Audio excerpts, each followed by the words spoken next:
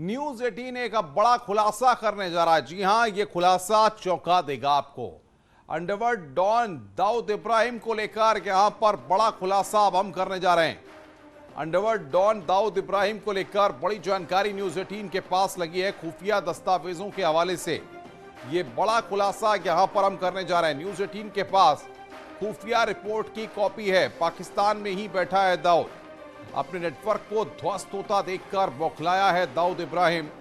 भारत में मोदी के प्रधानमंत्री बनने के बाद अंडरवर्ल्ड, विशेष तौर पर दाऊद इब्राहिम नेटवर्क पूरी तरह से ध्वस्त हुआ है।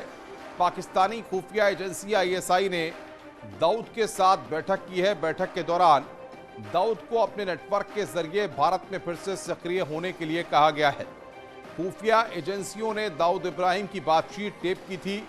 इसमें दाऊद भारत में आतंकी ये अपने घर के पास सिर्फ देसी मुर्गियों को पालकर हर साल 6 लाख कमा रहे हैं। आप भी ये करना चाहते हो तो फ्रीडम ऐप को अभी डाउनलोड कीजिए। गतिविधियों को बढ़ाने की बात कर रहा था। इंटरपोल की इसी हफ्ते हुई बैठक में पाकिस्तान अधिकारी ने दाऊद इब्राहिम को लेकर चुप्पी साधी हुई थी। यह सबसे बड़ा खुलासा यहां पर न्यूज 18 कर रहा है। और इस वक्त बातचीत करने के लिए ओपी तिवारी, डिप्टी एडिटर, हमारे साथ जुड़ रहे हैं फोन लाइन पर। ओपी तिवारी जी, जिस तरीके से लगातार पहले भी इस तरह की कई खबरें सामने आती थी, लेकिन अब जिस तरीके से हम तस्वीरें दिखा रहे हैं और जिस तरीके से रिपोर्ट दिखा रहे हैं, उससे कहीं ना कहीं यह साफ हो जाता है कि जिस बात के लगातार पहले कयास लगते थे, अब उस पर मोहर लग चुकी है।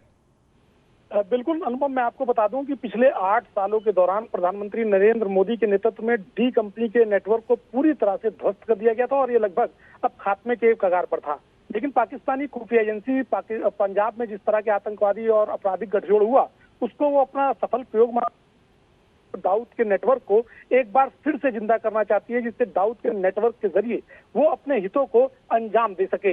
यही कारण है कि पिछले दिनों कराची के क्लिफ्टन के पास ISI के एक सेफ हाउस में दाऊद के साथ ISI के बड़े अधिकारियों की मीटिंग हुई और इस बैठक में दाऊद को स्पष्ट निर्देश दिए गए कि अपने नेटवर्क को फिर से जिंदा करे और पाकिस्तान और भारत में तबाही का तमाम साजो सामान उसके नेटवर्क के माध्यम से आ सके और साथ ही कुछ VVIP समेत बड़े लोगों को ठिकाने लगाए जा सके, उनके ऊपर हमले कराए जाएं और इसके अलावा ड्रग के नेटवर्क को भी भारत में फैलाया जा सके। यही कारण है कि ISI अब दाऊद के नेटवर्क को फिर से एक बार भारत में जिंदा करना चाहती है। अनुपम।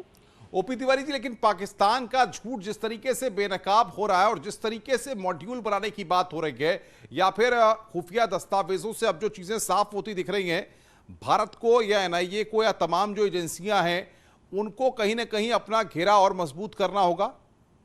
बिल्कुल, अब चूंकि ये इंफॉर्मेशन खुफिया एजेंसियों के जरिए भारत तक आ पहुंची है, लिहाजा दाऊद के जो नेटवर्क से कनेक्शन रखने वाले जो तमाम लोग हैं, उन पर भारतीय खुफिया और सुरक्षा एजेंसियां एक बार फिर अपना घेरा कसेंगी, जिससे वो आने वाले भविष्य में किसी भी प्रकार की वारदात को अंजाम ना दे सकें।